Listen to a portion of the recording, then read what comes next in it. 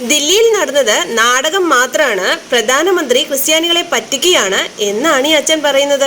ദില്ലിയിലെ അഖിലേന്ത്യാ ബിഷപ്പ് കൂട്ടായ്മയിൽ പ്രധാനമന്ത്രി വലിഞ്ഞു കയറിപ്പോയതൊന്നുമല്ല, ആ ബിഷപ്പുമാർ ക്ഷണിച്ചിട്ടാണ് പോയത്. പിന്നെ നമ്മുടെ കേരളത്തിൽ ഈരാറ്റുപേട്ടയിൽ ഒരു പള്ളി കയറി സമാധാന മതക്കാർ ആക്രമണം നടത്തിയിരുന്നു. ഒരു പള്ളിയിലച്ഛനെ കൊല്ലാൻ പോയായിരുന്നു. അന്നേരം ഇങ്ങനെ എവിടെ പോയായിരുന്നു? അന്നേരം ഈ പ്രതികരണശേഷി എവിടെയായിരുന്നു ഇയാളുടെ? ജോസഫ് മാഷിന്റെ കൈ വെട്ടിയപ്പോൾ പ്രതികരിച്ചു കണ്ടില്ലല്ലോ. എന്തേ, സംസാരശേഷി നഷ്ടപ്പെട്ടിരുന്നു? അപ്പോ കുന്തിരിക്കാൻ കാത്തു വെച്ചോളാൻ പറഞ്ഞായിരുന്നല്ലോ, അപ്പോഴും പ്രതികരിച്ചു കണ്ടില്ല. എന്തേ, മൗനവ്രതമായിരുന്നോ?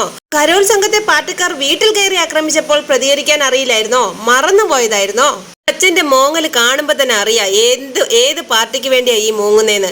എന്നാൽ അച്ഛനോ അച്ഛന്റെ കൂട്ടാളികളോ ഒന്ന് ഓർത്തു വെച്ചോ, ഇനി ഭാരതം ഭരിക്കുന്നത് BJP മാത്രമായിരിക്കും. ഇന്ത്യ ഭരിക്കുന്നുണ്ടെങ്കിൽ അത് BJP മാത്രമായിരിക്കും. BJP ഇനി വളർന്നുകൊണ്ടേയിരിക്കും. BJPക്ക് മാത്രമാണ് ഇസ്ലാമിക തീവ്രന്മാരിൽ നിന്ന് ഭാരതത്തെ രക്ഷിക്കാൻ സാധിക്കുകയുള്ളൂ. നിങ്ങളുടെ